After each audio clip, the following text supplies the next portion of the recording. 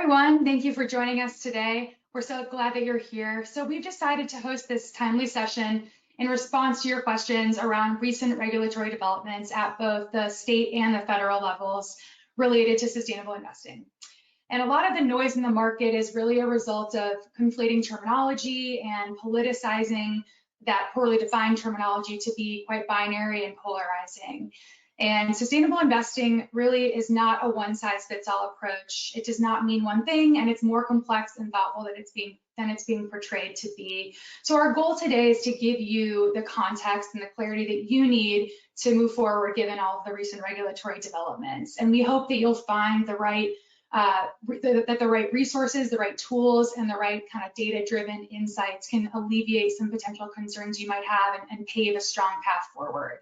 So I'm so excited today to introduce Steve Bombs, who's joining us. He is the president and founder of Allen Advocacy, and he's going to be sharing some insights around the current regulatory environment, what all of this kind of political theater really means, and what are the implications. And then you're going to hear from our very own Anup Sharma, who works day in and day out with our clients to embed sustainable investing into advisor practices. And he will address the question of where we go from here and how InvestNet can really support you. So we're going to be monitoring questions that come in, so don't hesitate to submit any questions that you have into the queue. Thank you again for taking the time out of your busy day to spend an hour with us. And with that, Steve, I will turn it over to you. Kylie, thanks so much. Really happy to be here. I'm based in Washington, D.C., and as Kylie said, I work day in, day out with regulators and legislators at both the state and federal level. And as you might expect, given the prominence of this issue, sustainable investing, ESG issues have become a very popular topic of discussion. So happy to share a little bit of insight into how policymakers are thinking about these issues. I think the one thing that I would ask you take away from at least this portion of the presentation is everything about sustainable investing and ESG policy, everything about our politics really, can be defined by one word, and that is uncertainty. So we'll certainly talk about at the federal level and the state level some of the proposals that have been put forward as regulations or laws, what's to come over the next several weeks and months. But there's a lot of uncertainty. We've got a presidential election on tap in almost a year. We've got state legislatures that are going to undergo elections as well, and we could see shifts in control, which could result in changes to some of the policies that have been put in place or are being contemplated. We have litigation, either that's already been put in place or that will be filed shortly after some of these things happen, which could see changes, of course, at the state and federal level. So we'll go through all of this over the course of the next few minutes here. But generally speaking, I would just say that the state of play today is not necessarily going to be the state of play tomorrow, and certainly may not be the state of play in January of 2025 after the next presidential and federal elections. So with that out of the way, let's maybe get into some of the details. So let's start with the federal level. It should be no surprise to any of the folks who have joined us for this webinar that the Securities and Exchange Commission is increasingly interested in ESG related issues. So two things I would flag for this group to be aware of. The first is that the SEC is barreling towards finalization of their big ESG disclosure rule. This has been a huge priority of SEC Chairman Gary Gensler's since he was confirmed for the role shortly after President Biden was inaugurated. And when it's finalized, and we expect it will be finalized in October, will require a whole bunch of periodic reporting and information on registration statements from public companies, not just about their own climate-related risks and whether they have material impacts on their business, but also things like the greenhouse gas emissions of their supply chain, of their partners, of climate-related targets and goals that they have and transition plans. On the other side, the SEC also recently issued a private funds rule that has some ESG related requirements baked into it, including disclosures about strategies, disclosures about ESG comparisons, and some greenhouse gas emission related disclosures as well. What it would mean for broker dealers and RIAs is that any advisor with ESG related objectives will have requirements under these rules. So advisors and broker dealers that engage in marketing, sales of products that include ESG related objectives would need to ensure that they understand them, maintain policies, procedures, and controls to ensure conformity with applicable regulatory requirements. And covered entities, including BDs and RIAs, would be required to evaluate, standardize, categorize products that consider ESG factors, in addition to a whole bunch of other requirements. But, and this is, again, the theme of all of this, the uncertainty. The SEC has already been sued on the private fund side. Just days after that rule was finalized, the business sector filed litigation. And as Jefferies research notes here, within days of the SEC's ESG rule being finalized, again, as early as next month, it's broadly expected that they'll be sued on that rule as well. And it'll be a consortium of trade groups and attorneys general from conservative leaning states. And I can tell you from having conversations with some of the trade associations that are referenced in that Jefferies research piece, that the litigation has all but been drafted at this point. It's just a question of waiting until the final rule is out to make some tweaks, and then litigation will be filed. And so obviously, to the extent that courts overturn the ability of the SEC to do these rules, there's a tremendous amount of uncertainty as to what requirements actually broker dealers and RIAs will be required to live with on a long-term basis. It's also worth noting, under federal law, if the SEC loses ultimately in court after publishing final rules, it can't re-engage on the same rulemaking for at least 5 years. And that's by design, because 5 years, of course, would mean that we're in a different administration at that point. And so the odds, therefore, of the SEC being able to advance on any of the rules that get thrown out are pretty low based on the kind of pendulum swings that we've seen in our politics over the last many years. As if that uncertainty wasn't enough for you, there's also something called the Congressional Review Act. So take litigation off the table, take elections off the table. Congress has at its disposal something called the Congressional Review Act. And what this is a law that gives Congress the authority within a certain time certain period of time after a rule has been finalized to take a vote and then to throw it out.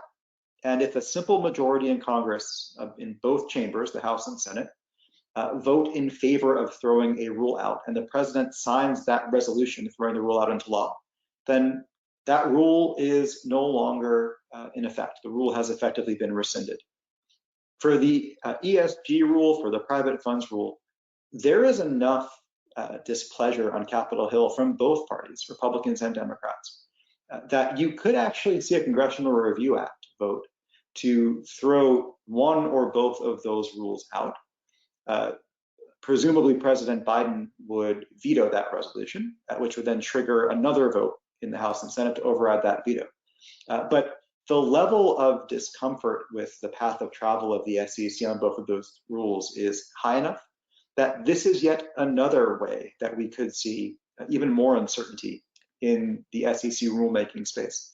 And so it's something that we're certainly keeping an eye on over the next several months here, even as we think about whether the government will still be open in a couple of weeks. But that's a different conversation. And as I think all of you will, of course, know, the federal government is not the only part of our government that is looking at these issues. States are certainly taking action here. And so Morgan Lewis has classified the different types of state laws into 5 different helpful categories, 3 of which they consider anti or adversarial towards sustainable investing or ESG, and 2, that they consider supportive. And the first bucket, what we're calling anti here, would be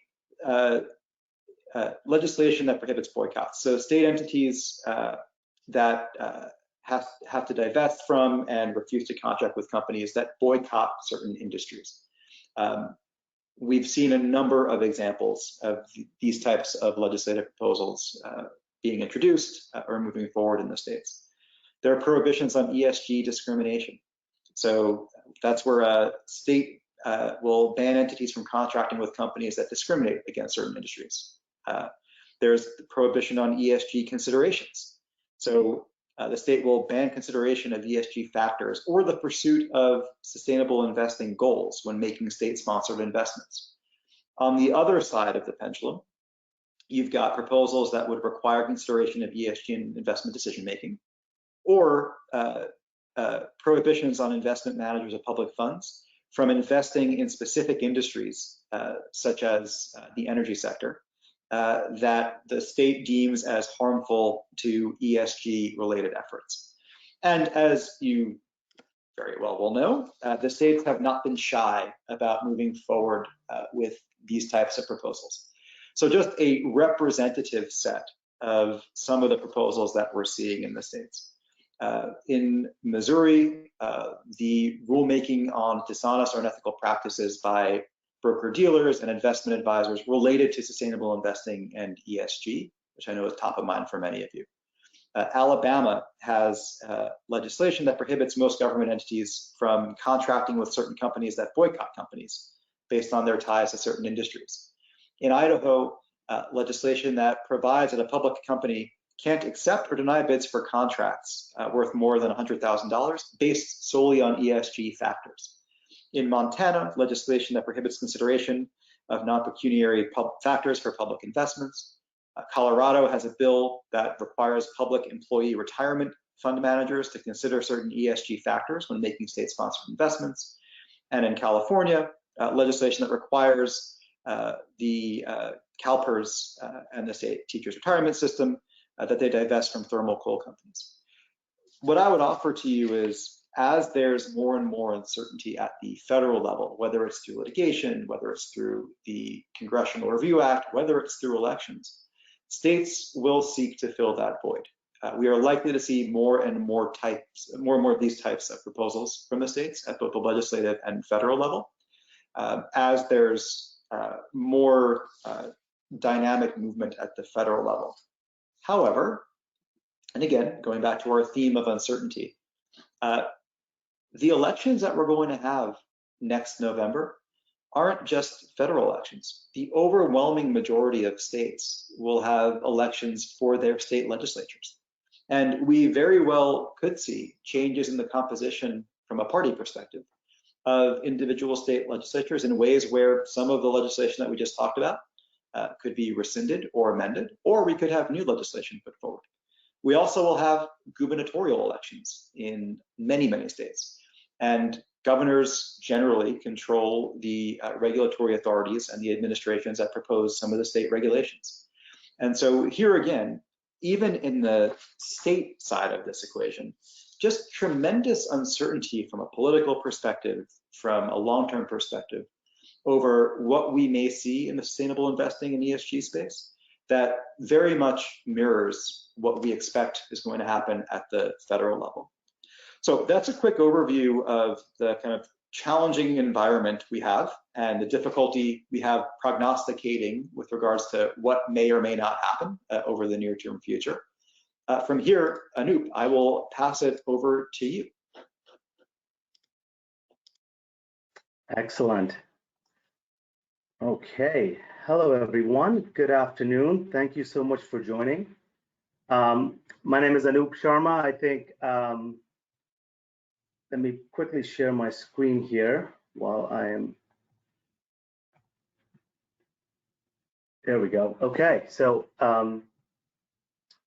hopefully everyone can see my screen. Thank you again for joining. I think I'll get right into it. As you heard what Steve just mentioned, if in terms of summing up the nature of the environment that we're living in as it pertains to sustainable investing, it's uncertainty, right? It's in flux. It's moving along potentially and hopefully towards a direction where we have more clarity, right? We have more consistency. But what isn't changing is the goal that advisors and institutions who support advisors have, and that goal is to continue to innovate and deliver value to your clients using the best information you have available at the time, while also creating an infrastructure that allows for evolution, that allows you to incorporate the changes that are happening in the market, that are happening in the client's unique interests and preferences, as well as the regulatory side of things. So sustainable investing is not really all that different. It's about the same. So if we try to distill down what is the undertone and what are some of the key considerations and takeaways for advisors today as they think about the environment they are in and they're trying to implement and support their clients, they might look something like what you see on the screen here. Let's go through them quickly. These should all be pretty self-explanatory. Identify and understand investment solutions, right? That you have to be able to understand and first identify and then understand what solutions are available to you that you can offer your clients. How are those solutions supported? How reliable are they? And what their track record is, what the managers are doing. All of that research you need to be able to understand in addition to any technology that you may have available to you. The second piece is getting to know your clients better, right? Which is something that advisors do on a daily basis and continue to strive to get to really connect with their client on all levels, right? Not just certain levels, but all levels to understand their holistic view of their investment portfolio. So continuing to do that is going to be more and more paramount under these regulatory, call it the environment that we're in today. The third piece is being able to create a portfolio that is realistic, but also an informed portfolio, which is basically a conglomerate of everything you have done in the step 1 and step 2, your homework and your research around products, but also understanding what your client is really looking for and what their expectations are from the portfolio, as well as you as an advisor. And the last piece here is transparency. And that can be said really about every step, right? Is data-driven transparency is absolutely key. As you think about these regulations, as you think about what is at stake here, and what are some of the things that are going to be needed and required as we go forward, is as an advisor, and your ability to disclose in a clear and concise manner, how are you conducting your business and how are you constructing portfolios, and you can do that through a multitude of ways. So Envestnet, of course, is here to partner with you on each of these and want to provide support, and we have created tools and resources that can help advisors accomplish some of these tasks as they're trying to navigate this landscape with their clients. So let's run through a couple of those options that support each of these. So the first one is the identification and understanding of the investment opportunity, right? Envestnet today in our advisor portal has a research center that allows advisors to very easily identify investment opportunities that are informed through a spectrum of sustainable investing approaches. You have exclusions where we can find investment opportunities where managers are saying that they're excluding certain exposures into their strategy. You have thematic alignment that you see with climate, community, conservation for investment opportunities that may line up with more an impact investing tone of a client. And lastly, you have the ESG, faith-based, and some of the other attributes. All of these attributes are there informed by Morningstar, that is a partner for Envestnet, and also they're updated and reviewed on a constant basis. This is important because we want to be able to showcase investment opportunities and data that is accurate, that's consistent, it's being reviewed, and that we deliver through our system here. The next piece is doing the research on the product. So once you have identified the product, now you also have the ability on the platform to be able to see where those actual securities are invested, where the dollars actually exposed to.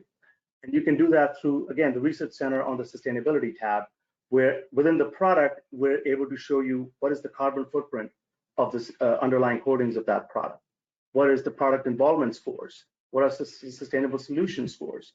So everything that you're able to see on the front end in terms of identification, now on the second step, you're now able to see what exposures that the product that you're looking at are actually giving you across the spectrum that you're interested in. This information comes to Envestnet through Sustainalytics, which is also one of the industry-leading data companies owned by Morningstar. It's also, as it's coming in at the security level to Envestnet, so you're really looking at a grounds-up view. And lastly, it's getting updated on a frequent basis as well.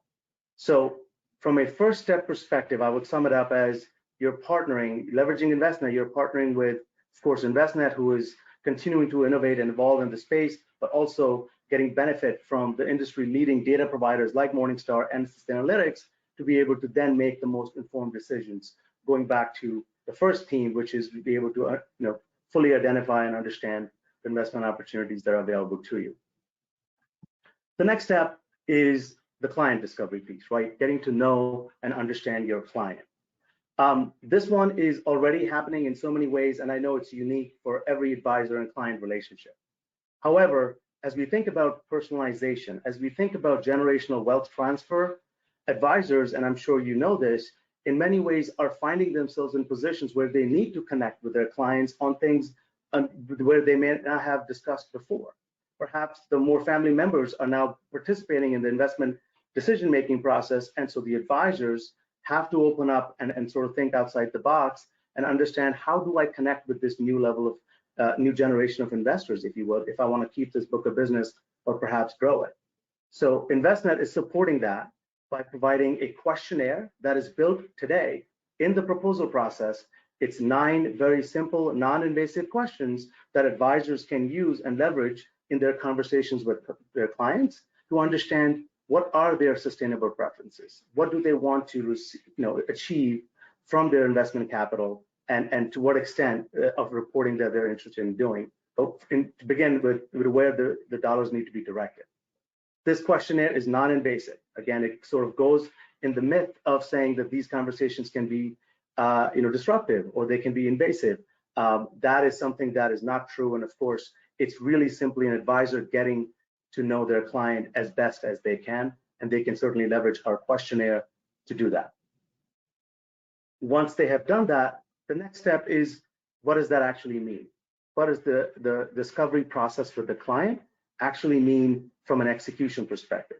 And there, Envestnet is offering a framework of approaches, right? As the clients are interested in just participating in the world that's changing around them, and they recognize that ESG risks are real and material, and they want to address them, they will fall within an approach called ESG integration, as opposed to investors who are more interested in deploying dollars behind a particular cause that they also believe is a viable and successful investment opportunity, and that would be an impact investing approach.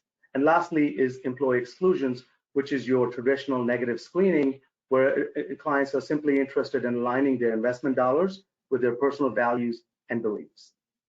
So again, going back to the regulatory tone that we have, this is our ability and our way to be able to offer advisors a mechanism they can use to go through their discovery process and articulate some of the key data points they need, and then translate them into an execution strategy that they can use for their clients.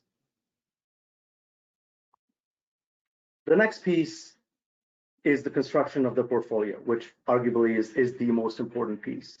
Envestnet offers today a portfolio builder within the proposal that advisors are using.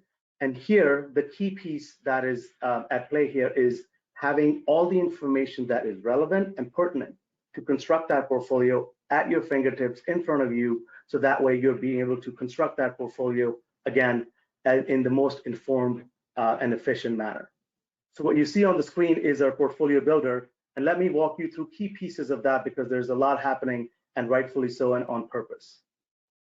So the first piece is the top section, right? This is where you have the fundamentals of your model building, your risk assessment, your allocation, your proposal amount, basic table stake information that you already have and you need to sort of keep front and center.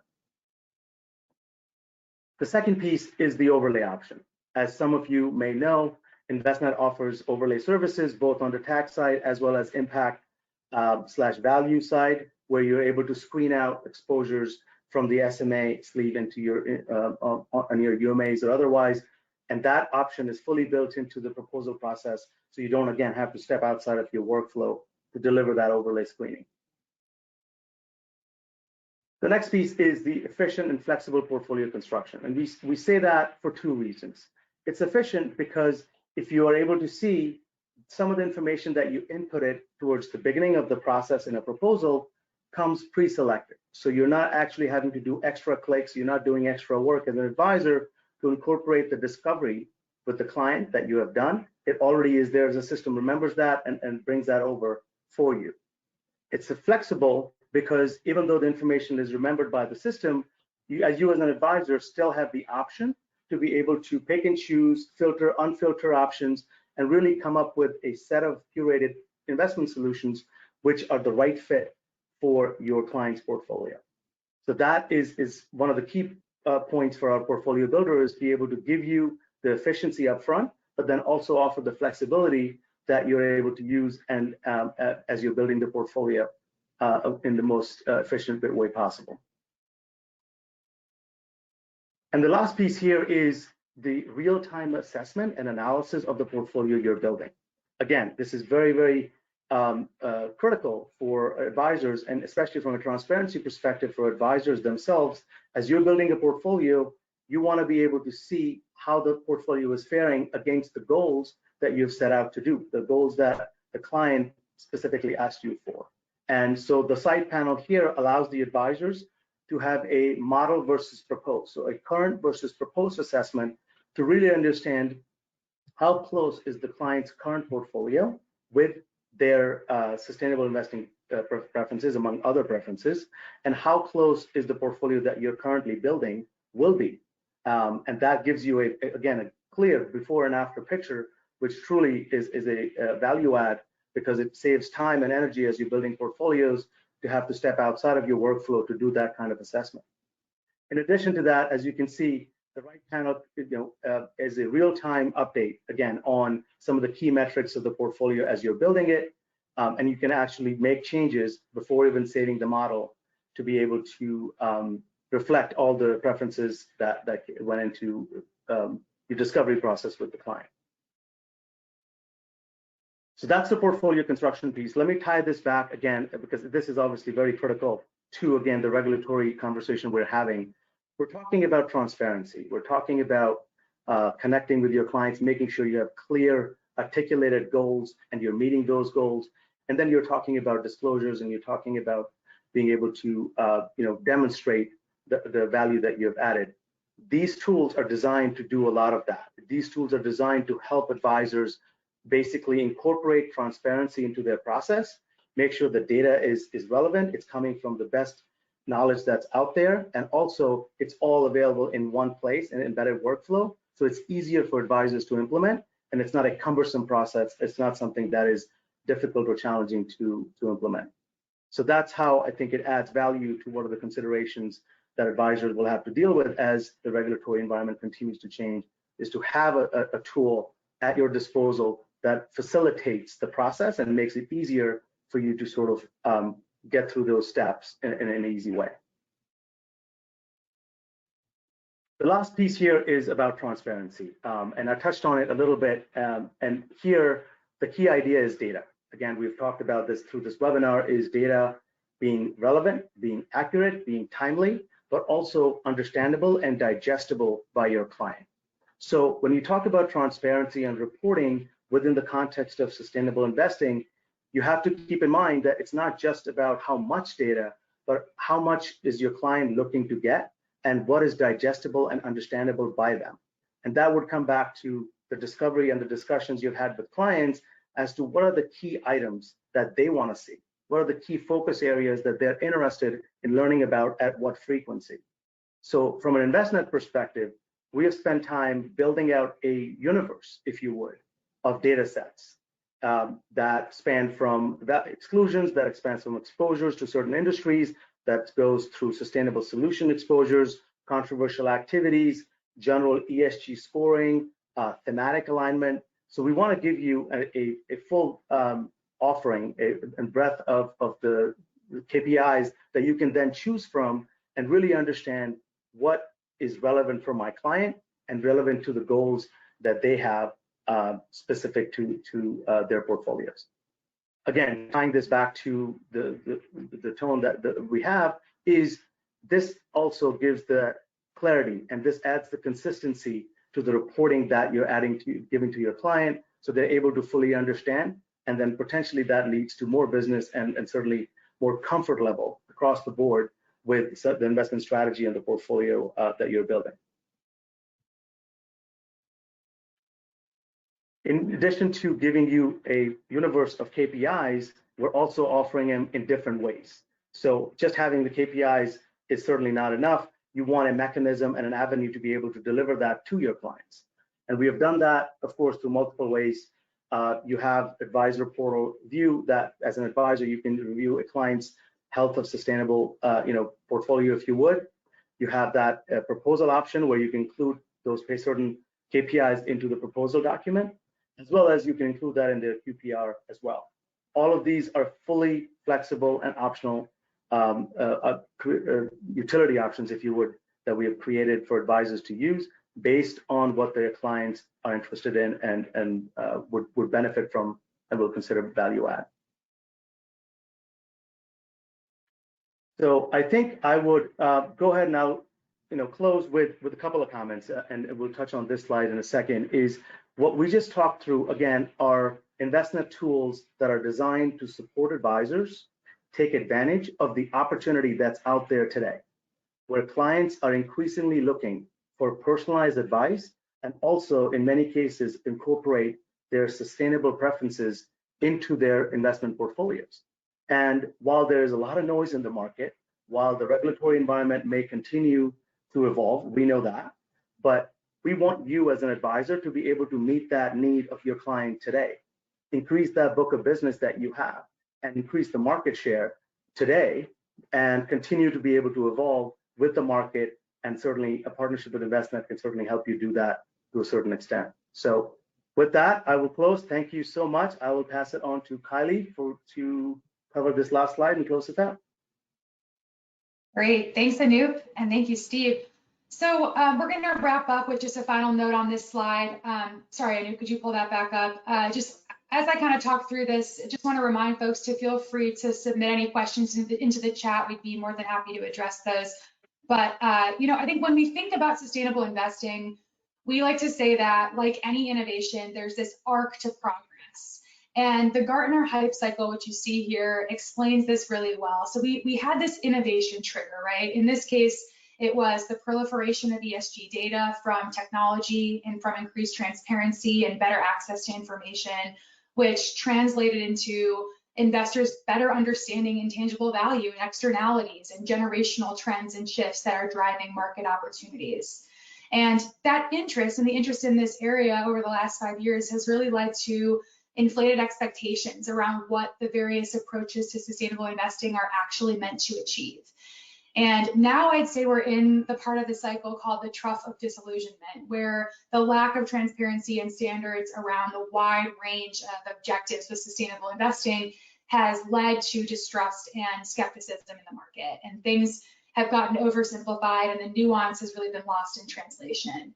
But what's coming, we believe, is this slope of enlightenment, where there will be clarity from transparency and data and consistent language, a deeper understanding of client motivations, and then equipping the wealth and retail market with the right tools to navigate all of that, which is the role that we believe Envestnet can play in supporting you.